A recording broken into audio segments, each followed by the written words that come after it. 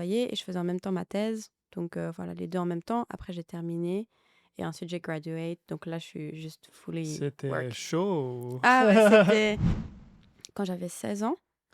Oh, t'es parti tôt. Ok. Ouais. T'as eu un échange de... Alors, mon premier échange au Japon, en fait, c'était en 2014, quand j'avais 14 ans.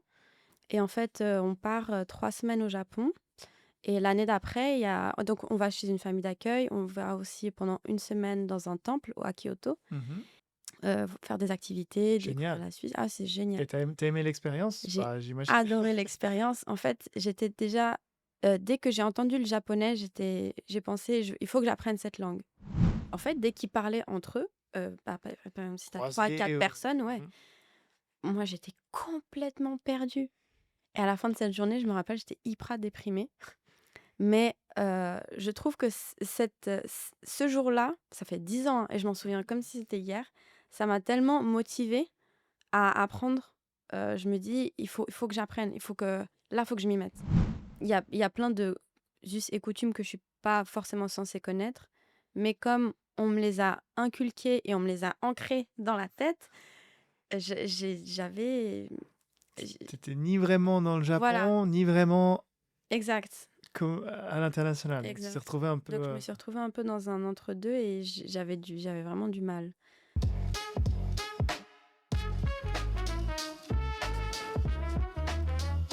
Ok, bah, merci, Leïla, d'être venue. Merci pour l'invitation. Mais de rien, j'ai parcouru un petit peu ton profil LinkedIn. Mmh.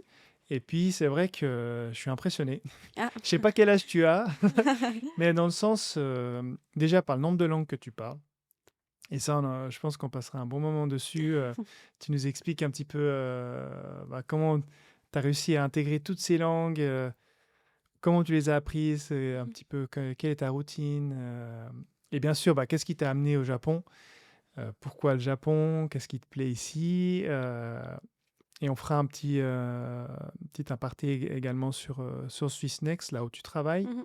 pour comprendre un petit peu le fonctionnement. Et puis voilà, ça nous laisse déjà un bon petit épisode. C'est sûr.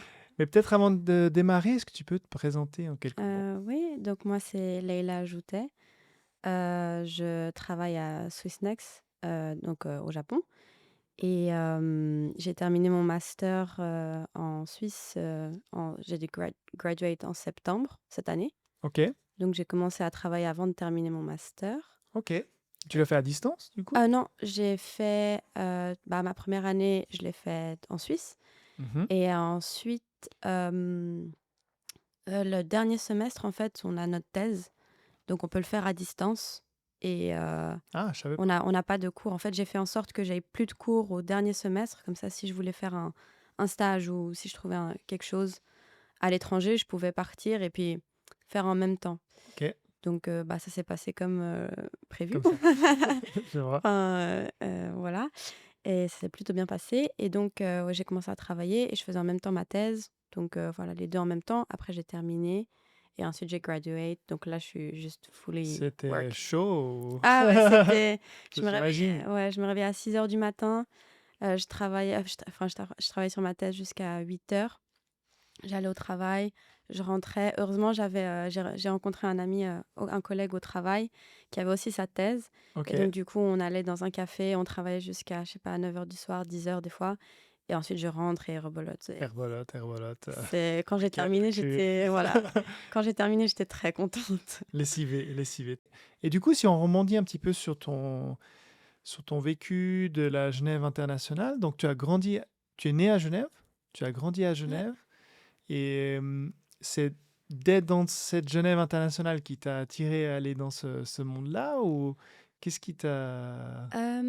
Alors moi, déjà, je suis franco-marocaine suisse. Ok. Donc, j'ai 3 nationalités. Et en fait, j'ai toujours vécu dans un environnement multiculturel Mhm. de mon école, primaire, donc je l'ai toujours vu, j'ai toujours connu Genève comme ça. Bon, c'est l'avantage de la Suisse, hein. Ah oui, Pour c'est clair. ceux qui ne connaissent pas, moi, c'est pareil, mon papa est italien, Mmh. grand-mère italienne, grand-père italien, grand-mère espagnole, maman suisse. Ouais, exactement. Donc Donc en fait, c'est un peu la pas la norme. En tout cas, à Genève, pour moi, c'était la norme mmh et j'avais jamais vraiment connu autre chose ou en tout cas, je sais pas, pour moi, c'était très normal jusqu'à que je parte, au Japon, pour mon échange, mh. hem, quand j'avais 16 ans. Oh, tu parti tôt, OK. Ouais, Tu eu un échange de j'ai alors mon premier échange au Japon, en fait, c'était en 2014 quand j'avais 14 ans et c'était avec l'association Genève-Shinagawa. Ils OK. font un échange, bilatéral, avec des jeunes et en fait, on part, 3 semaines au Japon et l'année d'après, il y a donc on va chez une famille d'accueil, on va aussi pendant une semaine dans un temple à Kyoto Mmh et l'année d'après, il y a des Japonais qui viennent chez nous, des Japonais, Japonaises qui viennent chez nous et du coup, on a un programme en Suisse où on va tous ensemble. Oh pardon. Oh, On va tous ensemble, faire des activités, découvrir génial la Suisse. Ah, c'est génial. et tu aimé l'expérience? J'ai Bah, j'imagine. adoré l'expérience. En fait, j'étais déjà, dès que j'ai entendu le japonais, j'ai pensé: «Il faut que j'apprenne cette langue, pour sûr». OK. Je sais pas pourquoi dans ma tête ça m'a Ça a rien à voir avec les mangas, ça a rien à voir avec la culture, alors c'est ouais, la langue ou le exact. En fait, j'ai commencé, à regarder des animés. Je savais pas que c'était du Japon. mmh Je connaissais pas le Japon à l'époque et et une fois mon frère il me dit: «Ah mais tu sais ce caractère, sa voix elle change après donc il vaut mieux que tu commences à regarder en japonais, sous-titré en français». Donc c'est ce que j'ai fait. Et au moment où j'ai entendu la langue, j'étais là: «Mais ça, faut que je l'apprenne, il faut que je fasse quelque chose» et du coup, ça m'a animée, j'ai commencé à apprendre toute seule et tout ça À quel et âge? j'avais, je crois, 12-13 ans, quelque Un chose petit comme peu ça. avant quand même d'avoir fait le voyage, Voilà, un tout OK. petit peu avant et mon père, il a vu que, bah, du coup, j'adorais le japonais, donc il a trouvé ça. Il m'a dit: «Pourquoi tu ferais pas ça?» et j'ai fait ça à 14 ans et j'ai tellement en fait, j'avais tellement d'attentes, par rapport à ce voyage, Mmh mais c'était tellement au-dessus de mes attentes que j'étais là: «Il faut que je reparte, il faut que vraiment j'apprenne cette langue bien» OK. et j'ai dit à mes parents: «Il faut que je retourne». Je me sentais pas moi-même Mmh si je savais enfin, si je pouvais pas parler cette langue et donc du coup, avant de rentrer du coup heu, Donc tu as fait 3 semaines, j'ai fait 3 semaines, tu es rentré. je suis rentrée et à ce moment-là, j'étais au cycle. Le Donc lycée, je suppose? c'est avant le lycée Avant le lycée? Mmh et en fait, du coup, en rentrant, je me suis dit: «Il faut que je trouve un moyen de repartir pendant un an quand je suis au lycée» et du coup, bon, mes parents, ils étaient là: «Mais ouais, c'est super, fais ça, il faut Ouais. il faut le faire» et du coup, ils m'ont vraiment beaucoup aidée et j'ai fait des demandes au lycée, du coup, avant de rentrer pour leur demander: «Est-ce que ce serait envisageable que je parte durant la deuxième année au Japon?» Et ils m'ont dit: «Bon, OK, c'est pas très usual, mais on peut regarder si c'est possible». Donc j'ai fait une demande pour être dans ce lycée en particulier, parce que je savais qu'ils qu'ils accepteraient que je parte, si j'avais une certaine note. Donc j'ai eu cette note, j'ai pu partir et en fait, ce qui était aussi génial, c'est que durant mon échange, donc avec le Genève Shinagawa pendant ces 3 semaines, j'ai rencontré une autre famille d'accueil que celle que j'avais et ils étaient venus à Genève entre-temps. Et ils m'ont dit: «Ah, mais tu sais, si tu veux faire ton échange, pendant un an, tu peux venir chez nous» Ah cool. et j'étais là: «Waouh, c'est vrai» et en plus, ils étaient vraiment hyper gentils et on avait beaucoup enfin, je les aimais beaucoup et du coup, on a fait une demande, quand je suis partie, pendant cette année et l'organisation avec laquelle je suis partie, ils ont accepté que je sois dans cette famille-là. Donc Et tu continues à étudier cette année-là? Donc tu ils ont accepté, ouais. et tu avais pas commencé encore le lycée? J'avais pas encore commencé le lycée, donc oui, je continuais. Je me rappelle en cours, j'écrivais les hiragana, katakana. Chaque fois que je savais plus, je vérifiais sur mon téléphone. Et j'étais toujours, je pense, chaque jour de l'année, j'ai écrit genre: «Je veux partir au Japon, je veux partir au Japon». Ah, OK, OK. C'était C'était vraiment vraiment un objectif, c'était un clair. objectif et j'étais là: «Je veux apprendre le japonais». Genre c'était clair pour moi OK. et du coup, bah, tout s'est bien passé. Je suis partie, en 2016-2017. Et pour moi, c'était le summum, le climax de ma vie à l'époque. Du coup, c'est comme si j'allais dans un lycée japonais. J'avais l'uniforme. J'étais dans la famille d'accueil que j'adorais. Mhm. J'avais déjà d'autres familles d'accueil aussi que je connaissais. Donc, c'était aussi génial parce que du coup, je connaissais des gens. Et comment tu t'es acclimaté là? Parce que là, C'est- comme tu dis, passer d'un environnement école ultra multiculturel où dans la Ouais. même classe, tu as 10 pays différents, Ouais, à la seule étrangère qui débarque. Puis bon, tu avais déjà un niveau de japonais, mais j'imagine pas celui de... Quand je vois comment parle ma fille de 6 ans, quand tu es né dedans, c'est quand même ouais, pas la c'est même clair. chose, quoi. Non, non, c'est clair. Et C'était, c'était intense. c'était très intense. Déjà, bon, au début, c'était avant que l'école commence, donc j'avais vraiment rien à faire. Mhm. Et j'étais jeune, donc j'étais là, bon, léthargique. Et une fois que l'école a commencé, c'était très... On commence avec les prépa. Comme moi, je suis arrivée en septembre, l'école avait déjà commencé Ah, en plus. avril. Mhm. Donc moi, j'arrive en milieu d'année. Hmm. Et donc les gens se connaissent déjà. Heureusement, pour moi, c'était une école Kokusai Koukou. Mhm. Donc c'est une école internationale. Ils sont japonais, tous. Mais il y a il y a des gens qui ont vécu à l'étranger qui sont revenus. Ah. Euh, Donc, considérée comme une école internationale, mix non, anglais-japonais ou c'est international, mais c'est quand même japonais? c'est quand même japonais. Ok, Donc en fait, c'est plus... euh, Il y a des profils plus internationaux que dans une école, disons standard. une école standard. Euh, Quand tu dis profil international, c'est que ils ont vécu à l'étranger. C'est des Japonais qui ont vécu à l'étranger ou c'est des étrangers? non, c'est des Japonais qui Oh, ont vécu à l'étranger et qui reviennent au Japon. ok. Ou alors des personnes qui ont été que au Japon, enfin qui ont vécu au Japon toute leur vie. Euh, et du coup, les profils internationaux, c'est quand même une minorité. Ok. Mais ils sont quand même dans cette école-là. Parce que de ce que j'ai compris, c'est une école assez réputée. Mhm. Ce que je savais pas à l'époque. J'ai eu de la chance. À Kyoto, hein? À Tokyo. À Tokyo, Ouais, à ok. Tokyo. Et puis, euh, Comment ça s'est passé du coup? Donc, ouais, du coup, enfin, j'arrive. Moi, j'étais là. J'ai appris le japonais. Ça y est, c'est bon. je suis- Je, je maîtrise. je- Que nenni. J'ai pas du tout maîtrisé. Et j'ai fait une erreur aussi au départ, c'est que quand, quand du coup je suis arrivée, j'ai fait un speech devant tout le monde. Mhm. euh, bah, ça, c'était pas une erreur, enfin, c'était bien. Mais après, le soir, quand je suis rentrée chez moi, il y a beaucoup de gens qui m'ont envoyé des messages pour me dire Ah, korekara yoroshiku onegai shimasu. Hmm. Quoi.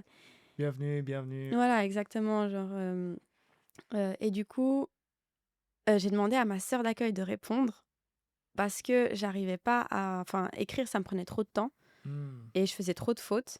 Donc j'ai demandé à ma sœur d'accueil de répondre à ces messages.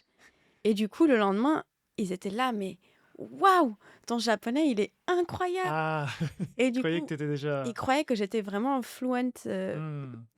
mais pas du tout. Enfin, je comprenais un peu ce qui se passait, mais je me rappelle de ce premier jour-là où, du coup, ils voulaient qu'on mange ensemble.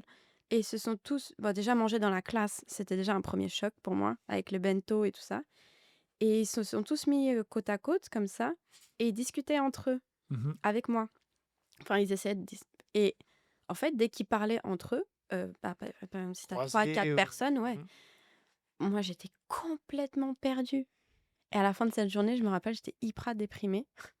Mais je trouve que ce jour-là, ça fait 10 ans, hein, et je m'en souviens comme si c'était hier, ça m'a tellement motivée à apprendre.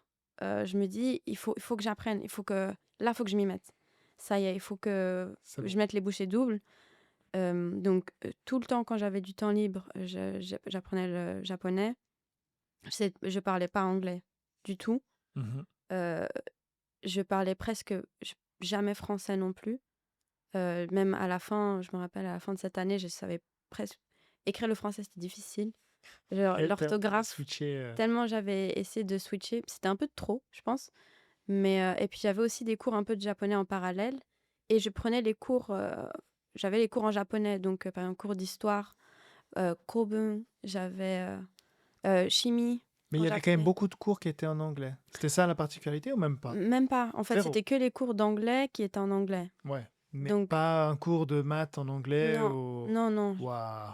ça, c'était Ok. difficile. Chaud, hein? Ouais, chimie en japonais, je peux te dire que c'est Mais pas déjà, c'est pas dans la liste du vocabulaire que tu as ah standard. ouais, clairement pas. Et puis, Et je devais faire les mêmes tests que tout le monde. Du coup, chimie, en vrai, je me suis bien sortie. Courbet, c'était pas mal, mais après, il y a d'autres trucs où j'étais complètement à la masse. Maths, je comprenais rien. Et enfin, il y a des trucs, j'arrivais pas. Et, j'imagine. Mais... mais je me rappelle, j'étais à la bibliothèque, j'essayais, je demandais à mes amis, tu peux m'expliquer qu'est-ce qui se passe là et tout. Et c'était pas facile. Bon, les maths, on avait quand même un cours spécial entre personnes qui étaient revenues au Japon. Mhm. Parce que, Pour te bah, mettre à niveau. ouais, pour nous mettre à niveau. Parce que du coup, bah, moi, j'avais pas étudié les maths comme eux, ils l'avaient étudié, donc c'était pas du tout la même chose. Et donc, je pense que c'était un peu plus facile en soi, mais Ok. quand même, j'arrivais. Et le prof, il parlait en japonais de toute façon. Donc, Et bah, deux choses pour les auditeurs, peut-être qu'on rebondit sur l'entrée des écoles sont en avril ouais, au Japon et mm, pas en septembre comme dans le reste du monde, plus ou moins. exact.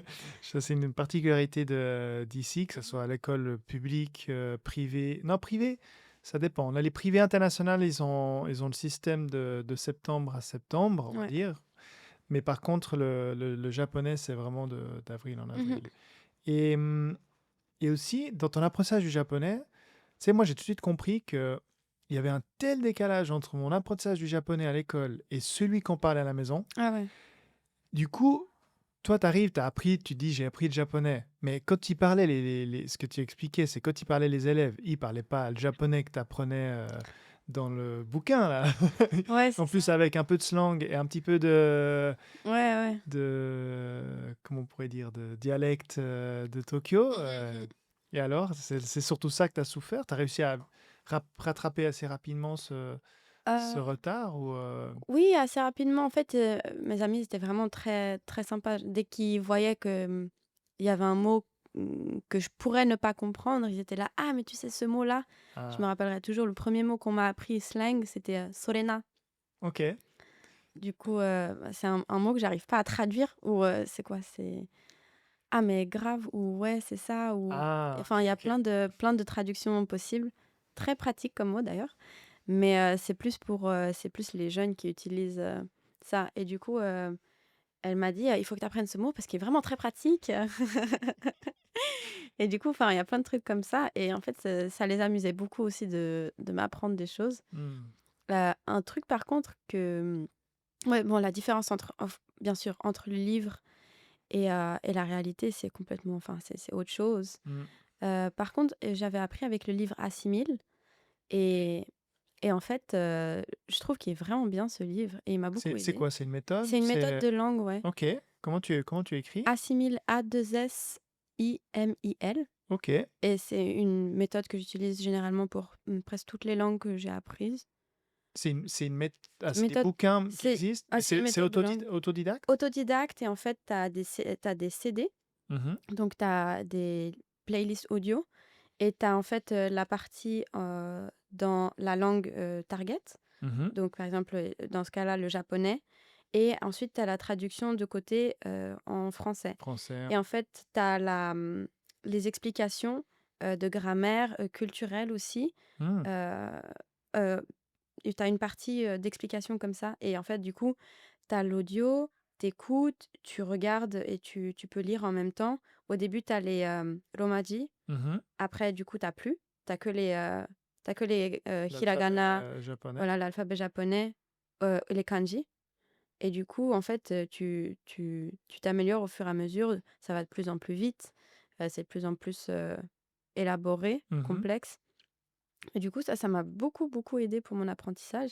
Mais ça a pris un peu de temps entre la différence entre apprendre dans ce livre-là et écouter les discussions, je les connaissais presque par cœur au bout d'un moment, et bah, la vitesse à laquelle ils discutent en réalité. Hmm. Et aussi, même aujourd'hui, j'ai un peu de mal à être avec 4, 4 encore ça va. 5, à partir de 5 personnes avec qui j'ai une discussion en japonais, c'est compliqué. Mmh. Parce qu'ils parlent en fait de choses, auxquelles, je peux pas relate. Je sais pas en fait, c'est culturel par exemple, au niveau du travail. Il y a des termes très spécifiques et eux, ils sont au même niveau de vie, enfin au même niveau, comment on dit ça? Même étape de vie. Mmh. Donc du coup, ils se comprennent et ils sont dans la même culture. Mais moi, même si je pourrais comprendre, déjà, je travaille pas pour une compagnie japonaise. Donc, et j'ai pas fait, par exemple, Shushoko Katsudo. Enfin, la recherche de travail est très différente. Bien Enfin, sûr, ouais, à chaque fois, ouais, je vois ce que tu veux dire.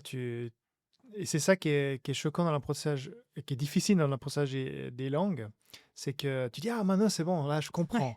Ah, super, je comprends. Puis tu arrives, puis tu as une séance, tu n'as rien compris. ouais, Et exact. tu te dis, purée, bon, ok, je recommence. Ouais, c'est Et ça. tu as ce côté, je vois ce que tu veux dire. Juste une petite pause dans cet épisode pour vous dire, si ce que vous entendez vous plaît, pensez à partager ce podcast autour de vous, à un ami, un collègue ou quelqu'un que ça pourrait inspirer. Et si vous laissez une évaluation ou un commentaire sur votre plateforme préférée, ça m'aide énormément à le faire connaître. Merci pour tout et on retourne à l'épisode. Suivant les situations, suivant les personnes, suivant les accents, suivant le dialecte, suivant la situation, Ouais, tu as l'impression que soit tu es doué, soit tu as compris, soit tu rien compris. exact. Et je suis persuadée qu'il y a des mots ou des contextes ou des situations qu'on peut pas comprendre si on vit pas dans le pays et qu'on n'a pas vécu l'expérience de, par En exemple, plus. recherche d'emploi au Japon. Si tu l'as pas fait, forcément, le vocabulaire, le process, tu peux un peu peut-être le comprendre, mais le vocabulaire, c'est difficile à acquérir, à moins que tu parles avec beaucoup de gens à la suite et que tu prennes le temps d'essayer de comprendre chaque mot. Dans ce cas, tu peux faire un apprentissage, mais je trouve Si que tu c'est n'as pas difficile. vécu, Voilà, ouais, exactement. que c'est comme je sais pas si je pourrais dire ça comme ça, mais c'est comme un nouveau sport. Mmh. Je veux dire, si tu arrives dans une débarque dans un nouveau sport, bah, tu vas prendre des nouveaux mots, Oui, c'est ça, des c'est ça. nouveaux langages. Exact. Alors que bon, c'est aussi un peu pareil pour les Japonais, hein, je veux dire. Mais comme eux, ils sont baignés dedans depuis plus longtemps, puis depuis qu'ils sont petits, ils sont nés ici, donc Mmh.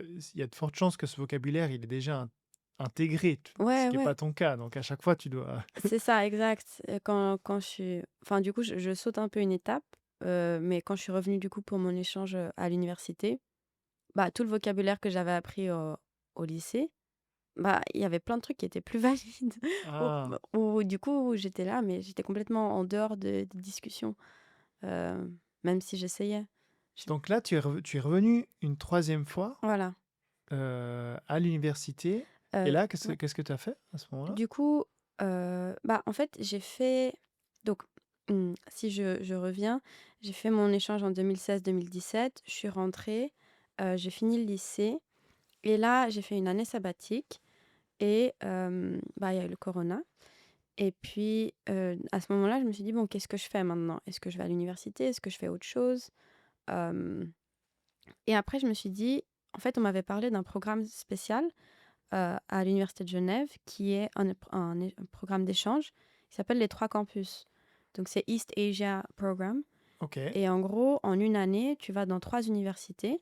Donc tu as un semestre au Japon, un semestre en Corée, du Sud et ensuite, l'été à Hong Kong, enfin un summer program à Hong Kong et donc je me suis dit: «En fait, si je rentre à l'université, c'est pour faire ça» et Ok.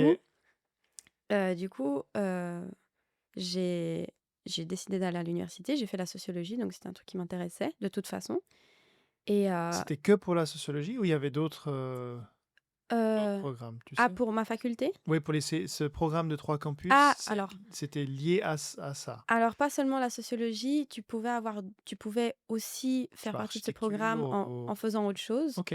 mais à l'université de Genève.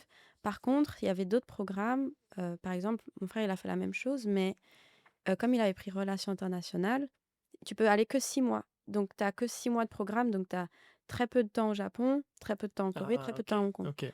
Et du coup, moi j'étais là: «Bon non, moi je veux faire un an si je fais». Donc j'ai vérifié que la faculté que je prenais, c'était bien un an. que je pouvais partir 1 an en échange, Ok. tout en faisant quelque chose que j'aimais. Et donc, la sociologie, c'est vraiment une de mes passions maintenant. Et donc, du coup, j'ai fait ma première année, deuxième année, troisième année, j'ai pu partir, du coup. Et donc, je suis allée 6 mois, enfin un semestre à Keio, à Tokyo. Mhm. Et on n'avait que des cours bah, pour le programme international. En gros, on n'avait pas de cours avec des Japonais. En tout cas, un programme normal, disons.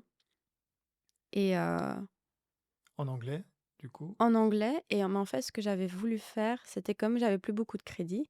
J'avais pris la plupart de mes crédits l'année d'avant. euh, et ben, j'avais moitié de cours en anglais et moitié de cours, c'était des cours de japonais pour que je puisse m'améliorer. Et, c'était trop difficile. C'est vrai. C'était hyper difficile. Je me rappelle, on avait des tests toutes les semaines. C'était mon horreur. Ah. On pouvait. Enfin.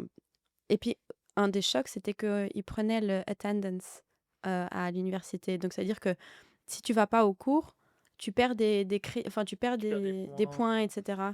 Et, moi, à l'université de Genève, bah, tu vas en cours, tu vas pas en cours, tout le Même monde s'en chose. fout. Enfin, Si tu réussis tes tests, t'as c'est tes ça, points. ça change rien en fait. Ah, certains séminaires, voilà, les cours, mais les cours principaux, t'as pas besoin d'être là. euh, Enfin, ils demandent pas, tu vois. Et donc, en fait, j'avais l'impression d'être un peu retournée à l'école primaire. Et enfin, ça me plaisait pas trop, mais je me suis beaucoup améliorée. Enfin, mon japonais s'est beaucoup amélioré. J'ai aussi pu reconnecter avec mes amis du lycée et avec ma famille d'accueil. Donc, c'était vraiment, enfin, c'était une expérience différente puisque c'est la première fois que j'étais vraiment avec que des étrangers au Japon.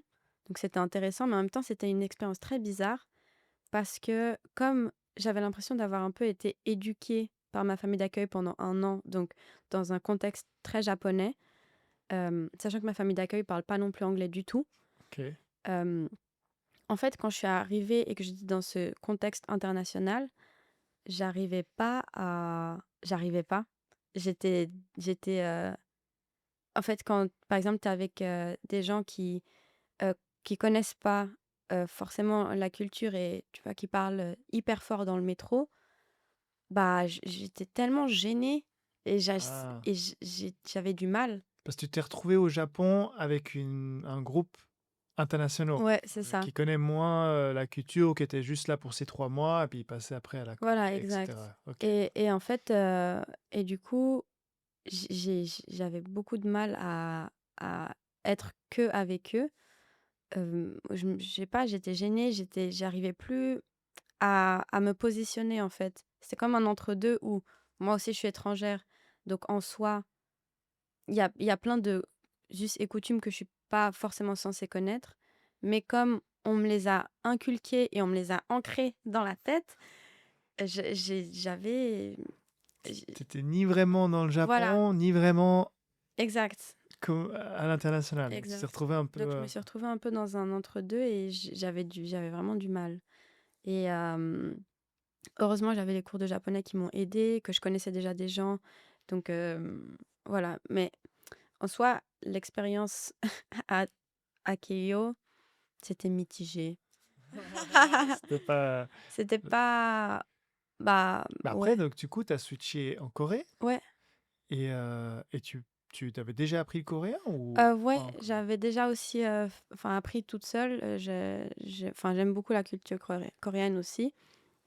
Et du coup, j'avais aussi donc de moitié de cours normaux euh, en Corée et j'avais moitié de cours coréen. Du coup, j'ai pris cours de coréen intensif parce que j'étais là, c'est ma chance. Ok. J'aurai plus jamais des cours gratuits de cette qualité-là. Donc j'étais là, c'est parti. Et ça m'a trop aidée.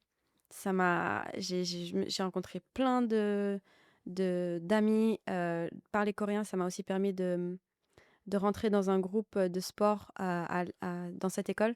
Parce que généralement, quand tu es étranger, là-bas, c'est très difficile de rentrer dans les groupes étudiants Mhm. parce que ça ne matche pas. Les gens, ils veulent pas forcément parler anglais. Ils sont assez exclusifs. Et donc, en fait, bah, déjà, de pouvoir pratiquer ce sport et de parler un peu coréen, ça m'a vraiment ouvert tellement de portes. C'est vrai. OK. Et du coup, bah, comme j'ai trouvé mon groupe d'amis, etc., on parlait que en coréen. Donc j'ai Progresser j'ai de fou. ah, j'ai progressé de fou en quelques. Bon, je crois que je suis restée 4 5 mois, peut-être 4 5 mois. Et mon niveau, il a. C'est plus facile d'apprendre le coréen que le japonais ou maintenant que tu as appris toutes ces langues, bah, c'est les deux plus proches par rapport aux autres. Ouais. Comment tu qualifierais le... Euh, je pense que. Alors, c'est difficile de dire si une est plus facile à apprendre que l'autre. Au niveau de l'alphabet, pour sûr, le coréen, c'est plus simple Parce qu'il n'y en a qu'un. parce qu'il n'y en a qu'un. Et il n'y a pas de kanji. Enfin, il y a les hanja, du coup, Mais tu les apprends une fois, et c'est un peu comme les Ouais, hiragana. j'ai appris l'alphabet coréen en 3 heures. Ok. Ouais. Alors Ouais, que le coréen, alors que le japonais, enfin, ouais, t'as fallu c'est beaucoup plus de temps. a lifetime. Mais du coup, en tout cas, ce que je peux dire, c'est bien sûr, apprendre le japonais va aider à apprendre le coréen. Ok. Et apprendre le coréen va aider à apprendre le japonais. Hmm.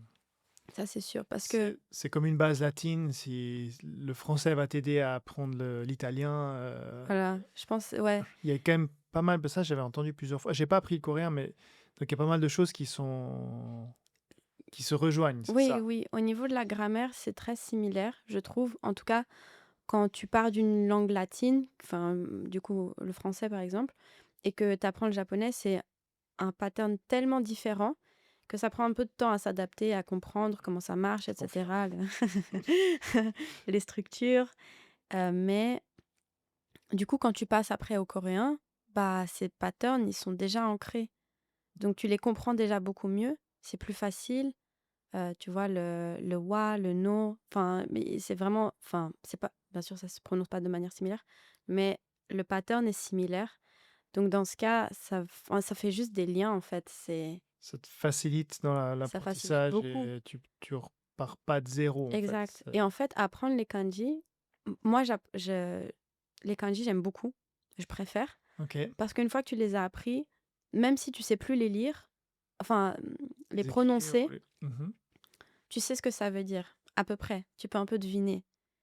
Et en fait, le coréen, par exemple, si tu sais, tu peux le lire, parce que l'alphabet est simplifié, mais si tu sais pas ce que ça veut dire, tu sauras jamais ce que ça veut dire.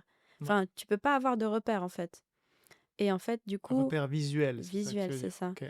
Et en fait, apprendre les kanji, ça m'a aidé aussi pour le coréen, parce que du coup, j'apprenais le coréen par les hanja. Hanja, c'est c'est similaire au kanji. Et c'est ce qu'ils utilisaient avant d'avoir simplifié avec l'alphabet, maintenant les hangul, en coréen. Donc Ok. en fait, j'utilisais le repère visuel pour avoir la base et ensuite de comprendre en fait quelle est La- la Tu veux dire le structure. mot, Voilà, exact. le structurer. Voilà, exactement. Donc vraiment, apprendre le japonais m'a beaucoup aidé pour le coréen. Ça, c'est... Incroyable. Ok. Et après, tu as fini donc à Hong Kong. Après, j'ai fini à Hong Et Kong. comment l'expérience à Hong Kong? Oh waouh! Ça... Bon, déjà, la Corée, c'était tellement incroyable pour moi parce que c'était au-dessus de mes attentes. J'ai tellement adoré, j'ai tellement rencontré des gens incroyables. Et en fait, aussi au niveau personnalité, j'ai l'impression que ça me convenait plus que Tokyo, en tout cas. Ok. Tokyo, j'ai trouvé ça trop grand, trop. Mm. Je sais pas, j'avais un peu du mal. Surtout que moi, j'étais du coup à Kanagawa. Donc, j'étais loin Ok. et je devais prendre le métro tous les jours pendant plus d'1 heure, Donc, bondé, etc. Donc, c'était pas une expérience folle. Mais, excuse-moi, en ouais. Corée, t'étais où? Et en Corée, j'étais à Séoul, Séoul? Ok. à Yonsei. Et donc, en fait, j'étais dans le quartier, du coup, étudiant, à côté. Donc, c'était beaucoup plus, bah, une vibe étudiante, plus internationale aussi, j'ai l'impression. Enfin, j'étais beaucoup mieux dans ce système international que quand j'étais au Japon. Ok. Et du coup, je me sentais mieux. Et aussi au niveau, je sais pas, des relations, je trouvais que c'était plus facile de rencontrer des nouvelles personnes, même si c'était des Coréens ou des Coréennes. Et, euh, et aussi, bon, du coup, le quartier était beaucoup mieux. Je pouvais aller à pied à l'école, enfin, voilà. Et, euh, et je sais plus où j'en Non, étais. je disais aussi, bah, tu as fait ces trois expériences aussi, de celle de Hong Kong, si tu Ouais. m'expliques aussi un petit Ah peu oui, oui. celle de Hong Kong. Donc en fait, oui, donc en Corée, je me sentais tellement bien qu'ensuite partir à Hong Kong, c'était un choc pour moi. Ah, tu voulais pas partir? Je voulais pas partir. J'ai essayé de repousser le plus possible et avec mon ami, on est arrivé après normalement les délais où on était censé arriver à Hong Kong et ouais, j'ai eu vraiment beaucoup de mal au départ et en fait, j'étais avec du coup ma meilleure amie, on était dans la même, chambre parce que moi, je passe du coup de Séoul où j'ai mon appart à Hong Kong où je vis dans la même chambre que, bah, mon ami Mhm. et c'est le seul endroit où on peut vivre et le loyer est plus cher que mon appartement à Séoul Ok. et donc déjà c'était Mais pas trop loin. Au moins, tu étais assez c'est bien placé. on était dans le Ah, campus. ok, donc au moins, ça, quoi. C'est un immeuble étudiant donc et bah, du coup, les gens nous parlent pas, hem, je parle pas la langue et en fait, c'est rare que je sois dans un pays où j'ai pas le temps ou alors j'ai pas eu le temps d'apprendre la langue, ou j'ai pas fait l'effort avant. Mhm. C'est assez rare et du coup et de pas avoir quelqu'un qui parle la langue non plus, de proche, ça m'arrive jamais. Donc là, je suis là, aucune connaissance, culturelle, enfin politique oui, je savais ce qui se passait, hem, mais aucune connaissance culturelle, aucun ancrage. Hem, Aucune connaissance particulière de la culture, je sais pas, culinaire, du En plus, c'est coup, spécial Hong Kong parce que c'est très spécial. c'est pas vraiment la Chine, c'est pas vraiment. C'est un mix aussi, c'est très international. Ouais, ouais. Donc, c'est un mix de tout aussi. Oui, exactement. Exactement, donc tu passes de culture forte quand même, Japon, Corée, à Hong Kong et en fait, je me sens complètement, déstabilisée. Je sais plus ce qui se passe, même dans les supermarchés, tu as que des produits étrangers, tu as des œufs qui viennent des États-Unis, tu as des œufs qui viennent de Thaïlande. Enfin, j'étais là, mais Je voilà, suis où? où suis-je? Et du coup, heu, Donc, t'as pas trop aimé la. alors j'ai pendant 2 semaines, j'ai eu un peu de mal, jusqu'au moment et aussi, il faut savoir qu'en fait, on avait les cours tous les jours, 7 jours sur 7. Wow, ok. Une Donc raison pour ça? en fait, ils sont très mal organisés et on n'avait pas le choix de nos cours. Donc ils nous ont dit: «Vous aurez tel cours pour que vous puissiez avoir 2 jours de congé dans la semaine» et au final, il se trouve qu'on a cours tous les jours. Donc aussi, c'est aussi Un heu, rythme. c'est un rythme hyper, soutenu et surtout pour des cours qu'on n'a pas choisis ou qui nous plaisent pas particulièrement, c'était pas Top. top, voilà. Donc c'était aussi l'expérience académique qui était pas top. Mais après bon, on a commencé à prendre aussi le temps de j'ai pas eu trop le temps de visiter, mais de ce que j'ai visité, j'ai adoré et c'est à partir du moment où j'ai juste accepté que, bah, ça y est, il faut que je passe à autre chose, que ça s'est beaucoup mieux passé. En fait, Ok. c'était juste mental. C'était Hmm. pas forcément, l'expérience en soi, parce qu'il y avait plein de choses qui étaient bien et puis on était beaucoup plus avec notre propre groupe des 3 campus. Donc on a commencé à vraiment se connaître, à faire des choses ensemble et tout. Donc au final, j'ai adoré Hong Kong. C'était vraiment une expérience top, géniale. Il fallait juste que je m'acclimate au départ et que j'accepte que c'était comme ça et que voilà, c'était assez exceptionnel ce que j'avais vécu aussi avant et que voilà, c'est Et et en ayant fait ces trois-là, et comme tu parles aussi de la Corée, qu'est-ce qui t'a fait pencher sur le Japon? C'est l'opportunité professionnelle ou c'est plutôt ça? C'est ouais. une opportunité professionnelle. Si tu avais eu une autre opportunité professionnelle en Corée, tu serais en Corée aujourd'hui, tu Oui, penses? oui, oui. Et ok, intéressant, c'est marrant comme. Ouais. Et, et- et quand je vois le nombre de langues que tu as apprises, tu, comment tu les as... Bon, que tu as parlé du japonais, parce que là, c'était une langue qui t'a vraiment touché, que tu as dit...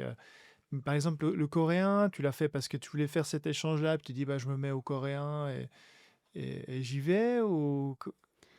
Tu Heu, vois, ou je sais pas, tu...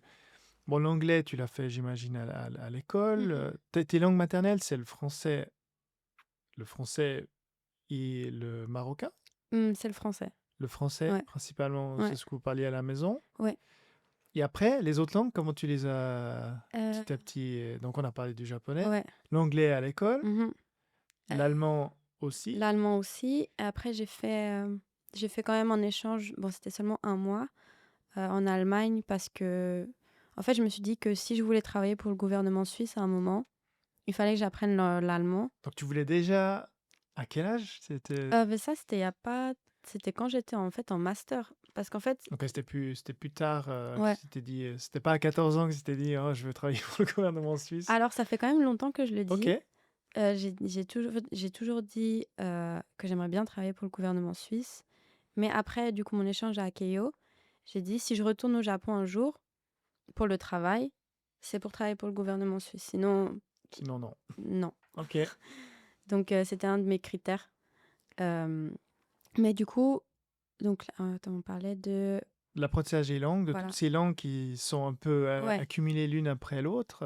Alors l'allemand, du coup, j'ai fait cet échange qui m'a beaucoup aidée parce qu'en fait, on ne pratique pas vraiment en Suisse quand Mm. on apprend l'allemand, je trouve, et du coup, bah, ça manque. Donc là, j'ai pu vraiment pratiquer beaucoup et mon niveau il était vraiment beaucoup plus élevé, donc j'étais contente parce que j'ai tout perdu maintenant à nouveau.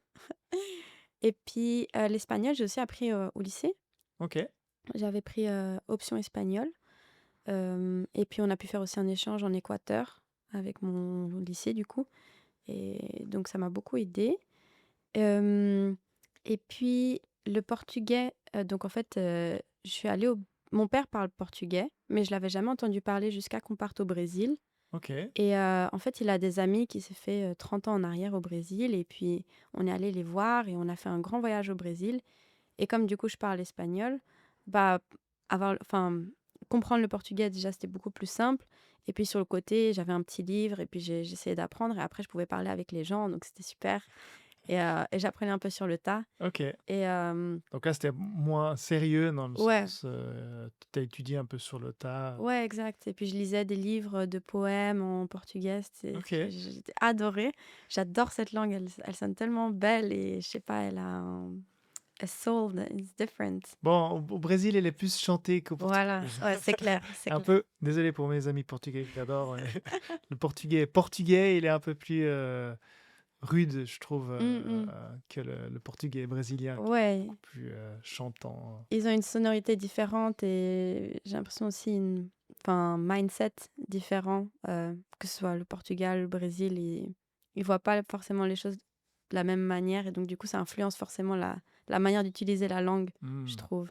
Ok, Et après du coup, le marocain, ma mère, elle me parlait marocain quand j'étais en fait, on dit pas marocain, on dit darija, heu, ok, mais c'est du coup c'est un dialecte, heu en français, j'imagine qu'on dit marocain, mais S- généralement, on ok. utilise le mot darija.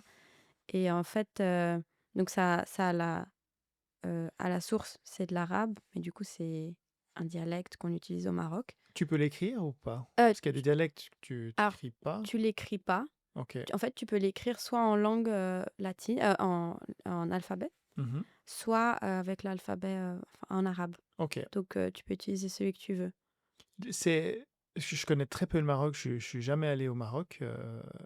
Est-ce que c'est c- un dialecte que tout le monde parle?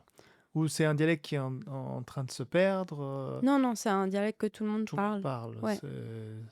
Ouais, Au Maroc, les gens apprennent l'arabe, le français et ils naissent avec le voilà, c'est ça. dialecte qui parle. Voilà, exact. Ok. Il y a aussi l'amazigh, c'est une autre langue du coup, Mais mmh, qui a un autre dialecte? qui est un autre dialecte, ouais. Ok. Et Genre, mais Darija, c'est le principal et du coup, elle me parlait, en Darija quand j'étais petite, mais à partir du moment où j'ai commencé à répondre en français, elle a commencé à me parler en français. Donc je parlais pas jusqu'à que je décide, quand j'ai fait mon année sabbatique, que, bah, je voulais parler avec ma famille, parce que, du coup, c'était ma mère qui faisait la traduction. Ma grand-mère, elle parle que Darija, ah, ok. donc je pouvais pas communiquer avec elle et je trouvais que, eh bien, bah, ça me manquait dans mon identité parce que la culture marocaine, j'ai baigné dedans et pourtant je parle pas la langue, donc c'était très bizarre et pas pouvoir discuter avec ma famille, je trouvais ça aussi, perturbant. Mhm. Du coup, l'objectif de mon année sabbatique, c'était de, parler Darija et de pouvoir, avoir une discussion avec ma grand-mère.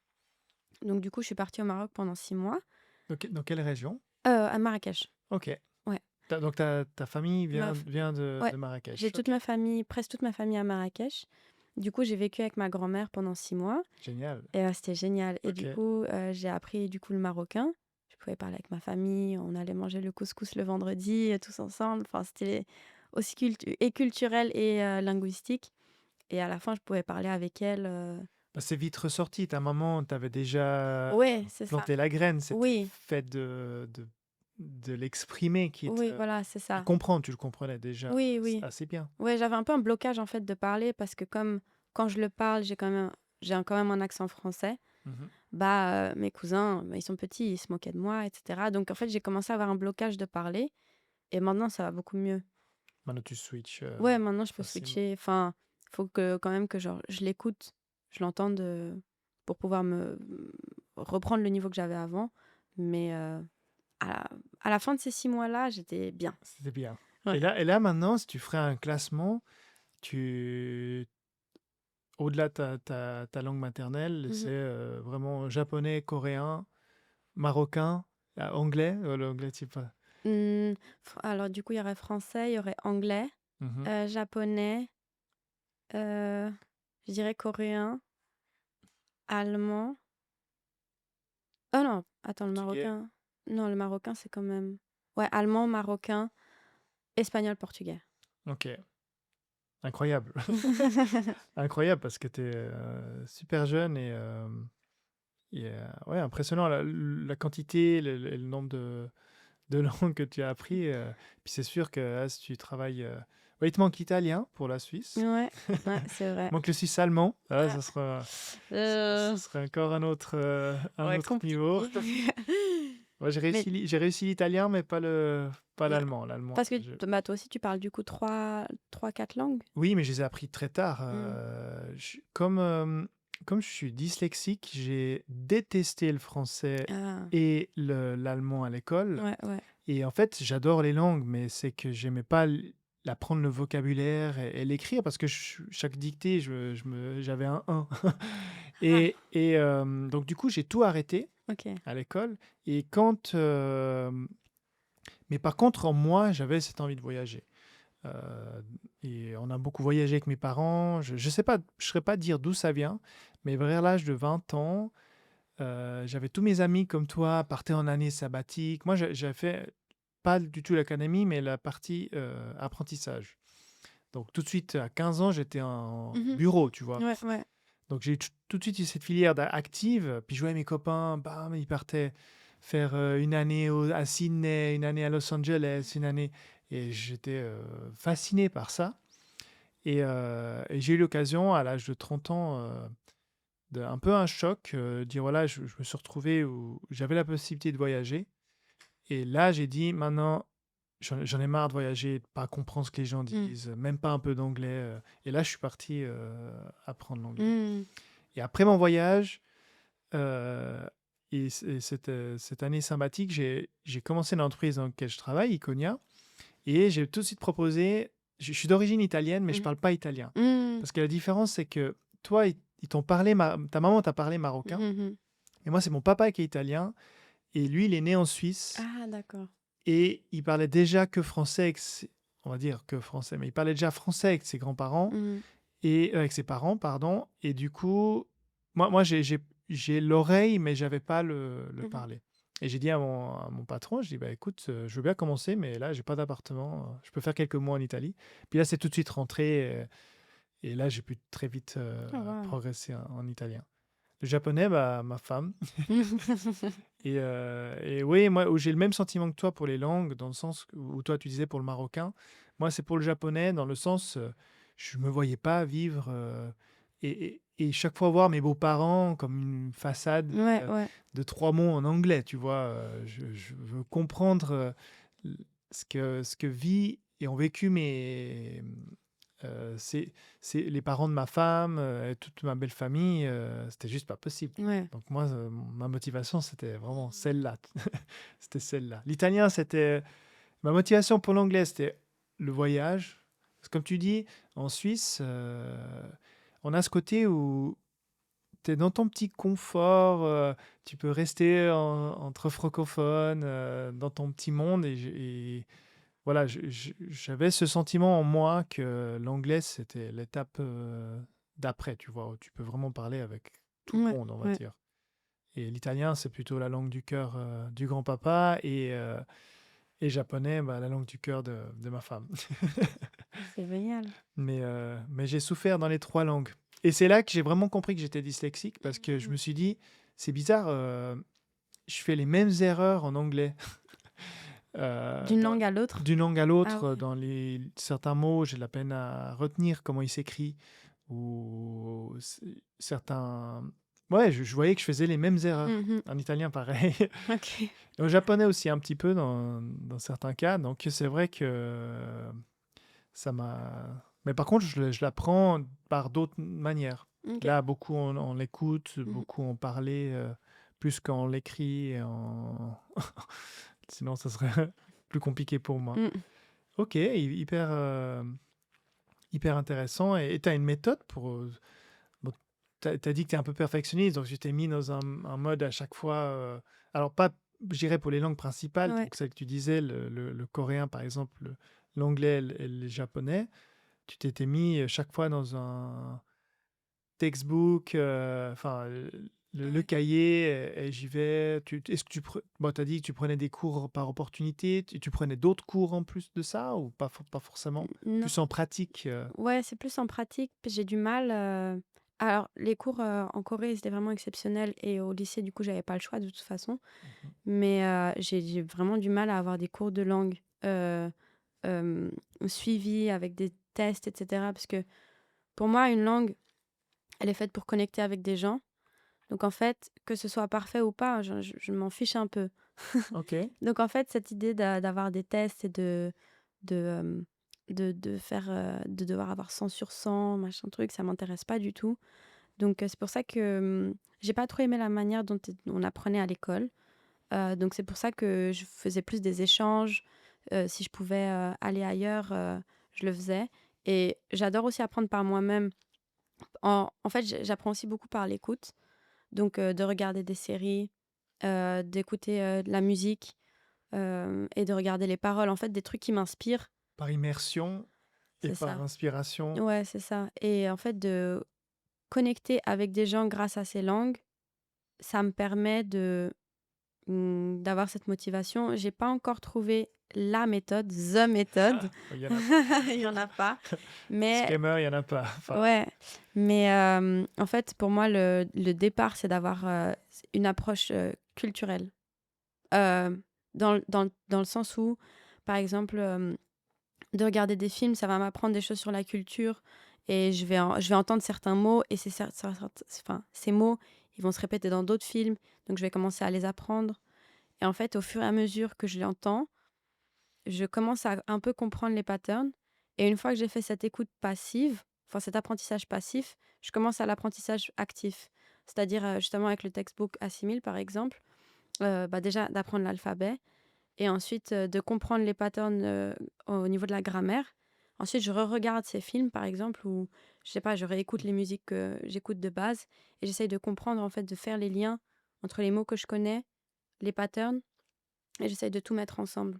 donc, bah, c'est bien. C'est-à-dire en fait, tu as une logique plus proche de l'apprentissage d'un enfant que cette méthode que moi je déteste et qu'au Japon on vous apprend d'ailleurs, qui est vraiment la méthode euh, du cahier où en fait, ce que je veux dire par là, c'est que ce que je trouve dommage dans l'apprentissage de certaines écoles, et on va dire 90% des écoles de langue, c'est que on vous apprend direct de l'écriture, direct du langage, mais un enfant, on lui apprend pas ça.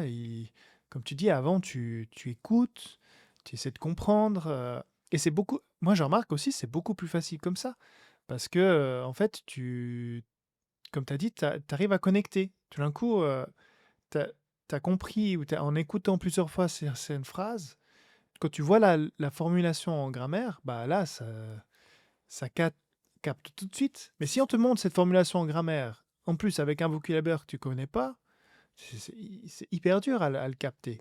Exactement, c'est ça, je pense que tu as mis le enfin, c'est exactement ça. C'est que quand tu as déjà un une base où tu as déjà, par exemple, aussi je sais pas, un affect ou un contexte, par exemple, où tu sais que cette personne, elle a dit cette phrase en étant fâchée et qu'ensuite tu comprends un peu plus ce qu'elle est en train de dire, etc. Enfin, en fait, tu fais des liens et quand tu le vois juste, en fait, c'est pour ça que je dis les listes de vocabulaire, pour moi, elles servent à rien de Mhm. base pour commencer à apprendre une langue parce qu'en fait, il n'y a pas de contexte. Ouais. Et une langue, c'est contextuel. Et donc, en fait, d'avoir juste une liste de vocabulaire, ça va. Moi, j'arrive pas à l'apprendre. Bah, moi non plus. Si je l'ai entendu dans un livre ou je sais pas, enfin, je l'ai entendu dans une musique, dans un film, ou que, je sais pas, un ami l'a dit à son ami quand il parlait dans cette langue-là, dans ce cas, je fais ah, c'est ça. Et dans ce cas, je fais le lien et ce mot, je vais pas l'oublier. Mais du coup, est-ce que tu le notes quand même à quelque part? Tu parlais un petit peu avant sur la recherche d'emploi. Tu dis, ah ben voilà, ça, c'est des nouveaux vocabulaires. Est-ce que tu te notes comme une série de mots pour essayer de les retenir? Ou est-ce que tu utilises des applications pour les retenir? Ou comment est-ce que tu fais pour le vocabulaire du coup? Quand j'étais venue en échange, pendant 1 an, j'avais un petit cahier où je notais tout. Ok. Je notais tous les mots que je connaissais pas. Et par exemple, si c'était une discussion où il y a 2 personnes qui sont en train de discuter avec moi et que je comprends pas, mais que j'ai pas envie de les couper, je note et à la fin de la discussion, je leur demande: «Ah, tu peux juste me dire, ce que c'était ça, ça, ça?» Si c'est une discussion où je vois que, j'arrive pas enfin, genre, c'est pas vraiment un contexte où je peux le faire, je le fais pas. Mais généralement, j'essaye d'avoir, enfin, à l'époque, quand je prenais le temps, d'avoir ce petit cahier où je notais tout. Ok. Et au Brésil, je faisais la même chose. Donc, quand il y avait un mot que je connaissais pas, tac, je le notais et je le revois et au bout d'un moment, genre, si je l'ai écrit, que je l'ai vu et que quelqu'un l'utilise quelque part ou que je le vois écrit quelque part, ça fait la connexion et là, je l'oublie plus. Et après, c'est bon, il Après, est c'est bon. intégré. Ouais, il est Ok, intégré. c'est intéressant. Parce que du coup, c'est un contexte particulier qui va faire que je vais retenir ce mot. Un contexte, je sais que cette personne a utilisé ce mot à ce moment-là, à cet endroit-là. Maintenant, j'ai revu ce mot, par exemple, en cours. Bah, maintenant, je vais associer ce mot à cette personne et ce contexte. Donc c'est Ouais, on m'avait dit que c'était très... Enfin, le cerveau, il est bizarre pour ça. Il retient beaucoup mieux un élément lié à une émotion que de la répétition. Alors, la répétition marche. On a ce système où, par exemple, l'application Anki ou ces cartes, comme on dit, avec un certain nombre de répétitions. Mais par contre, c'est 1000 fois plus puissant comme tu as dit, par une émotion, par un contexte où effectivement, il a dit ça, tu as pu te connecter là, et tu as vu dans ce film-là, et tu l'as écrit là, bam, ça finit. Des fois, en 4 fois, ton mot, il est retenu à vie, alors que si tu l'avais fait en flashcard, il t'aurait fallu ouais. 1000 fois l'avoir, cette carte. Ouais, c'est ça. Ouais. Et c'est ça qui est un peu frustrant aussi dans l'apprentissage des langues, je trouve, c'est que tu vois, moi, des fois, je dis purée, ça me déprime parce qu'il y a des mots que tu n'as pas fait cette connexion. Du coup, tu es là en train de le répéter, puis tu vois que tu le retiens pas. Mmh. Ouais. Ok, c'est intéressant. C'est une bonne technique. Et même pas dans le téléphone. Tu faisais vraiment plutôt à la main, un petit carnet que tu gardais avec toi, et puis Ouais. tu notais, tu relisais de temps en temps, et ça te permettait de créer un contexte. Ouais et en plus, ça intéresse les gens. Parce Ok. que des fois, les gens, ils étaient là: «Ah mais t'écris quoi? Ah mais c'est génial! Mais attends, regarde ce mot, il est génial aussi, écoute, c'est ça». Du coup, T'en as encore un maintenant aujourd'hui? Tu, heu, tu fais encore ou... là, j'ai la flemme, Ah, j'avoue. c'est vrai? En fait, j'ai un peu du mal à, là, maintenant, à je me dis: «J'ai déjà tellement investi dans le japonais que» il y a T'apprends en sur fait, le tas, quoi. il y a ouais, il y a un comment on appelle ça? Un stade qui est très difficile à aller au-dessus. Et comme j'ai dit, c'est quand tu pas immergé, tu peux enfin, c'est très difficile à apprendre. Mhm. Et là, au travail, je parle principalement français, anglais. Moi, je parle aussi japonais, mais rarement. Donc c'est pas comme si j'avais beaucoup enfin, T'es moins en immersion, c'est ouais, ça que tu veux si dire. je veux pas parler japonais, j'ai pas besoin, en Mm. fait. Donc mes amis ici, la plupart sont japonais, donc bien sûr, ça m'aide, mais on a quand même des discussions assez simples, donc j'ai pas j'ai pas et en plus, des fois, ils parlent un peu anglais, donc j'ai pas forcément besoin d'apprendre plus. Ouais, je vois ce que tu dis. Bah, j'ai le même problème. Comme j'ai pas de collègues japonais, du coup, Mmh. moins tu es en contact avec la langue, moins tu apprends. Il y a rien à faire, quoi. Ouais, ouais, c'est ça. C'est comme ça. Mais ouais, je vois ce que tu veux dire. Si tu es dans un contexte où tu étais dans une entreprise japonaise, du coup, bah, J'ai pas le choix. t'aurais pas eu le choix et t'aurais Ouais, pas eu c'est ça. d'autres possibilités. Bon là, il y a vraiment des mots, certains mots, si vraiment je suis là: «Ah, ça, je sais que je vais le réutiliser», je le marque dans mes notes sur mon téléphone. Ok, Genre, la dernière fois, c'était quoi? C'était Taiyose, la diversité. Je crois que c'était ça ok. qu'il m'avait expliqué. Donc j'étais là: «Ça, ce mot, C'est I bon. need it». Genre c'est Je le ça y est, prends, je je le prends, note. je note. Ok. Bah, écoute, on a déjà fait bien le tour. Peut-être quelques mots quand même. Donc, tu as commencé chez Swissnex en septembre, tu m'as dit? Non, Non, j'ai commencé en mai. en mai. Ouais. Et puis, non, en septembre, c'était quand tu as reçu ton Mmh. diplôme. Donc, ça fait moins d'une année. Mmh. Moins d'une année. Ok. Donc, peut-être pour les auditeurs qui connaissent pas, j'espère qu'un jour, j'aurai à ce micro Félix, ton chef. On fera une interview sûrement avec lui. Donc, je l'ai fait aussi sur d'autres épisodes, donc Swiss Next. Ce que moi, j'apprécie beaucoup, c'est que c'est la manière suisse d'avoir ouvert un consulat. Donc, au lieu d'ouvrir un consulat standard juste pour faire ses papiers et son passeport dans la deuxième ville du pays qui est Osaka, eh ben, ils ont décidé d'ouvrir quelque chose de beaucoup plus, comment on pourrait dire ça, augmenté dans le sens où il y a toute une sorte de toute typologie d'activité autour pour créer et promouvoir l'image de la Suisse au Japon. Je l'ai assez bien résumé, tu penses Ouais, c'est plus, axé, bah, du coup, sciences, technologie, je Ok, dirais. il y a quand même ce côté science, Ouais. technologie, et ça, c'est pas forcément lié à Félix, c'est toujours un peu le même. Non, c'est plutôt lié, enfin, à Swissnex en général, au niveau de, bah, innovation, éducation et Et art. art, voilà, ok, c'est vraiment ces trois piliers. Et où j'invite les gens aussi à aller, si vous êtes sur Osaka, d'aller à vos événements. Je sais pas si toi, tu en gères quelques-uns ou pas forcément, de tes Alors, événements? moi, je supporte, certains événements. Je suis plus en communication. Donc, Ok, bah, s'il y a des emails, des invitations, et cetera, on est sûrement dessus. Sur le site web aussi, les réseaux sociaux. ok, Donc, plutôt les annonces, et cetera. Hem, Par contre, si vous venez pour des expos, c'est peut-être moi qui vais vous accueillir. ok. Parce que j'explique aussi en quelques mots. Donc, les bureaux sont situés à Umeda, donc au centre, on va dire centre d'affaires Mmh. de Osaka, pas très loin de la gare, au rez-de-chaussée. Et vous avez un espace dédié à des expositions qui ont lieu tous les mois ou tous les X Mmh. mois. Et il y a autour de ces expositions, des fois pas, il y a des événements ouverts au public Voilà, c'est ça. et on peut s'inscrire Mmh. directement. Et ça, franchement, vraiment, je répète, c'est vraiment excellent. Moi, j'ai rencontré plein de monde à ces événements. Et c'est toujours hyper. C'est très large en termes de typologie d'événements, de ce que moi j'ai vécu. Comme tu as dit, il y a ces trois piliers. Donc ça tourne autour de ces trois piliers. C'est sûr, certains événements m'intéressaient moins sur Mmh. le pilier que c'est. Mais par contre, ouais, la plupart, même ceux qui m'intéressaient, on va dire, moins, j'ai toujours trouvé passionnant de la manière dont ça a été amené et comment ça a été expliqué. Donc, bravo. Merci. Ah, c'est vraiment cool. Du coup, bah, moi, je fais Junior Project Manager, donc in Science Communication.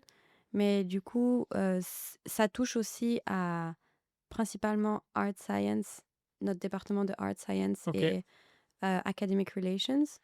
Et donc, en fait, ça fait enfin, un peu le pont avec la communication et c'est très intéressant. Enfin, donc, on a vraiment plein de choses, comme tu as dit, des expositions, comme des events avec des chercheurs suisses. On a des chercheurs qui viennent au Japon. Et en fait, le but, c'est de les connecter avec des institutions japonaises ou d'autres chercheurs. Et en fait, de connecter les gens ensemble, c'est vraiment le point de Swiss Next. Ok. Et c'est ça que j'adore, en fait. Moi, de base, ma passion, c'est aussi de connecter les gens et de créer des synergies. Et en fait, je trouve que Swiss Next le fait super bien. Et c'est pour ça que j'adore aussi, enfin, que j'ai voulu postuler là-bas. Je trouve aussi qu'ils le font bien. Et après, je sais pas dans les autres pays si ça se passe aussi comme ça ou si c'est quelque chose qui fonctionne aussi bien. Mais en tout cas, au Japon, ça fonctionne bien et je pense ouais, qu'un bel avenir. Et aussi, pour rappel, que Swissnex n'existe pas depuis si longtemps. Vous avez déménagé dans ces bureaux à peine quand je suis arrivé, moi, je crois, il y a 2, 3 Mhm. ans. Et je crois que Félix, je lui poserai la question, mais ça ne doit pas dater de Non, peut-être 4 ans ou 3, 4 ans. Donc, c'est c'est très récent. ouais, c'est un des Swiss Next les plus récents. Euh, donc, enfin, ça, c'est encore en train de s'établir. Le réseau est quand même énorme déjà. Donc, mais je pense que Et tu sais un petit peu les autres pays, tu te souviens un petit peu les autres pays où il y a aussi ce consul Swissnex? Je sais qu'il y en a à Boston. oui, il y en a à Boston, Shanghai. New York, Boston. Il y a à Shanghai, il y a à Bangalore en Inde, Ok. il y a à Sao Paulo au Brésil. En Corée aussi, il y en a un. Corée, c'est STO. Donc, Ok. c'est un autre type. euh, Une autre mais typologie de. ouais. Ok. Ok. Bah, je mettrai de toute façon le lien du site Swissnex pour ceux que ça intéresse. Mhm. Et je les laisserai aussi s'inscrire aux événements, ceux qui veulent venir voir tous, Ouais, avec voir plaisir. comment ça se passe. Et puis du coup, bah, peut-être te rencontrer ou me rencontrer si, Ouais, au ouais. prochain. Est-ce qu'il y en a déjà un qui est annoncé, tu sais, officiellement, D'événements. d'événement pour Alors, l'année prochaine ou pas? on a un Prochaine. événement start-up qui est en janvier. Et puis, on aura aussi beaucoup d'événements en mars. Enfin, oui, on aura aussi beaucoup d'événements en mars Ok. qui sont prévus. Ok. Donc, Et yes. vous avez aussi un peu une newsletter pour Ouais, ceux que ça intéresse. ouais, Peut-être je mettrai les liens pour ceux qui veulent ouais, ce serait bien. s'inscrire. Et puis du coup, c'est moi, en tout cas, les événements que j'ai vus, je les ai chaque fois eus par cette Mhm. information-là. Ok. Tu C'est voulais c'est ça. rajouter quelque chose? Il y a quelque chose qu'on n'avait pas parcouru ou que tu aimerais partager à la fin? Non, pas spécialement. Ok. Mm. Bah, en tout cas, merci. Merci pour tout ton partage. Si vous avez apprécié cet épisode, ben, n'hésitez pas à nous suivre, à le partager. Si vous connaissez un Genevois, un Suisse, un Marocain, Pourquoi pas? un Coréen, super parcours, bravo. Et puis, ben, je vous dis à une prochaine. Allez, Merci ciao, beaucoup. merci. Encore mille merci d'avoir écouté cet épisode jusqu'au bout. Si vous avez aimé, abonnez-vous pour ne pas rater les prochains. Et comme toujours, n'hésitez pas à le partager autour de vous. Et je vous dis à très bientôt. Ciao!